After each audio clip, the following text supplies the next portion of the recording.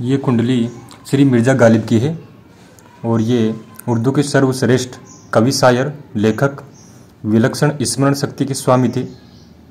तो इनका जन्म 27 दिसंबर 1797 में हुआ था और समय प्रातः 5 बजे यानी कि सुबह के 5 बजे। स्थान आगरा, उत्तर प्रदेश। तो इनकी कुंडली में ऐसे कौन से योग हैं जो इनको कवि, शायर, लेखक बना दिए?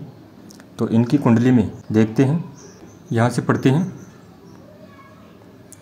उर्दू के सर्वश्रेष्ठ कवि, शायर, लेखक, विलक्षण स्मरण शक्ति के स्वामी, राजकवि, देश विदेश में अप्रतिम कीर्ति अर्जित करने वाले प्रसिद्ध शायर की कुंडली में लग्नेश मंगल विपरीत राजयोग करके 12वें स्थान में, द्वादशेश केंद्र में और गुरु चंद्र का योग और स्वगृही होकर त्रिकोण में द्रष्टव्य है गुरु। तो ये गुरु अपनी राशि में है, पंचम भाव में गुरु मीन राशि में अपनी राशि में है। तो यहाँ प्रथम भाव में, पंचम भाव में और नवम भाव में यहाँ गुरु हो तो व्यक्ति प्रसिद्ध होता है।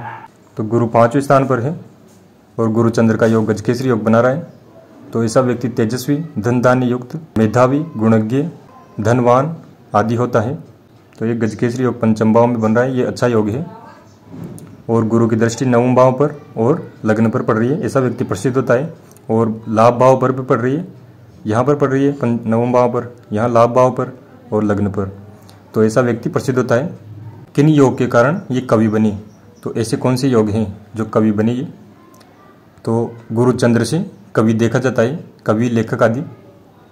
तो यहाँ पर पंचम भाव में गुरु चंद्र का योग बन रहा है और वो भी मीन राशि पर, यानी कि गुरु स्वगृही है यानी कि अपनी राशि में है और गुरु चंद्र का योग है। तो गुरु चंद्र, चंद्रमा कल्पना का कारक है और गुरु ज्ञान का कारक है। तो इन दोनों का संबंध होने से व्यक्ति कवि, लेखक बन जाता है। और गुरु की दृष्टि लग्न पर है तो ये भी अच्छा योग है, नवम भाव पर। ये कवि, शायर, लेखक ये गुरु चंद्र के कारण बने, पंचम भाव पर गुरु चंद्र योग के कारण। और गुरु की दृष्टि लग्न पर पड़ रही है और नवम भाव पर पड़ रही है और मीन राशि गुरु की, और गुरु यहाँ पर स्वराशि का है और पंचम स्थान होता है बुद्धि का, ज्ञान का। तो गुरु यहाँ पर अपनी राशि में है तो बलवान हो गया पंचम स्थान यानी कि बुद्धि, ज्ञान का। और यहाँ पर शुभ ग्रह है 2, चंद्र और गुरु, और गजकेसरी योग बन रहा है। तो ये कवि, शायर, लेखक बने।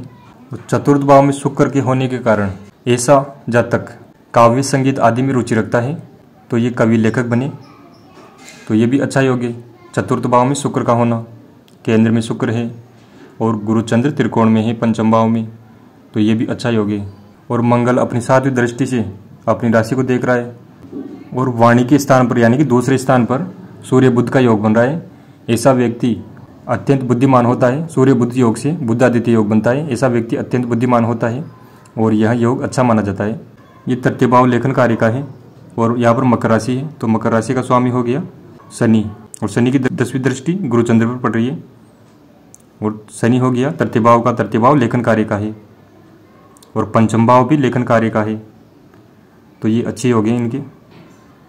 तो ये कवि, शायर, लेखक आदि बने। और स्मरण शक्ति की बात करें तो पंचम स्थान बुद्धि, ज्ञान का आदि माना जाता है। तो यहाँ पर गुरु बलवान है, पंचमेश बलवान है यानी कि बुद्धि स्थान का स्वामी बलवान है और गुरु चंद्र का योग है, ये भी अच्छा योग है। और पंचम भाव भी लेखन कार्य का माना जाता है। तो यहाँ पर गुरु चंद्र का योग अच्छा है और पंचम भाव बलवान है। तो ये कवि, शायर, लेखन आदि कार्य किया। तो ये कवि बने, लेखन का कार्य किया। इनके अष्टम भाव पर शनि होने के कारण इनकी आयु 71 वर्ष थी। इनकी आयु शनि अष्टम भाव में होता है तो आयु के लिए अच्छा माना जाता है। और केंद्र में शुभ ग्रह है, गुरु चंद्र त्रिकोण में है जिससे गजकेसरी योग बन रहा है और शुभ ग्रह है और गुरु की दृष्टि लगन पर पड़ रही है। तो ये भी अच्छा योग है। और लग्न जातक स्वयं होता है, स्वयं का व्यक्तित्व माना जाता है। तो गुरु की दृष्टि लगन पर पड़ रही है तो ये भी अच्छा योग है। और केंद्र में शुभ ग्रह है, शुक्र शुभ ग्रह है केंद्र में और त्रिकोण में गुरु चंद्र योग है और ये भी शुभ ग्रह है और शुभ ग्रह की दृष्टि लगन पर पड़ रही है, गुरु की दृष्टि लगन पर पड़ रही है। तो ये अच्छा योग है। तो इन्होंने 71 वर्ष आयु प्राप्त की। सूर्य बुध योग जिससे बुधादित्य योग बनता है और ऐसा व्यक्ति अत्यंत बुद्धिमान होता है। और गुरु चंद्र योग, गजकेसरी योग, ऐसा व्यक्ति तेजस्वी, धनदानी युक्त, मेधावी, गुणज्ञ आदि होता है। और गुरु की दृष्टि लग्न पर और गुरु चंद्र योग जिससे कवि, लेखन कार्य इत्यादि देखा जाता है। और कर्क, वृश्चिक, मीन, इन पर गुरु हो तो कवि, लेखन आदि कार्य करता है व्यक्ति। तृतीय भाव का स्वामी शनि हो गया और शनि अष्टम भाव पर है और शनि 10वीं दृष्टि से गुरु चंद्र को देख रहा है।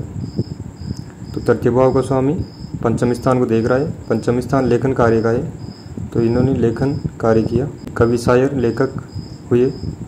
और शुभ ग्रह केंद्र त्रिकोण में ही, शुक्र चतुर्थ स्थान पर यानी कि केंद्र में, और गुरु चंद्र त्रिकोण में, और गुरु की दृष्टि लग्न पर। तो ये अच्छे योग हैं। मंगल अपनी राशि को देख रहा है 7वीं दृष्टि से मेष राशि को। बुधादित्य योग, गजकेसरी योग और केंद्र में चतुर्थ स्थान में शुक्र, तो ये अच्छे योग हैं।